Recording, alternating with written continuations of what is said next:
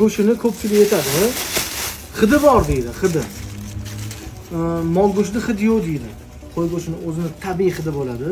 Tabiiy hidi bilan qo'lansa hidini adashtirib qo'ymaydi. Qo'lansa hidi po'choq, hamoy yesa, keyin boqilayotgan sharoitiga juda e'tibor bermagan odam bo'ladi-yu, bee'tibor inson. O'shanaqa joydagi qo'ylarning hidi ko'proq dabdalasi chiqadi. Lekin men o'zim undan chiqqan po'choqni ham qo'ylarga bermayman. Qo'y ovotganda iloji boricha o'zi so'ygandan keyin ham bittada hidi qillaylar. Kelmayapti, ko'rdinglarmi? Kelganda unaqa bo'ladi.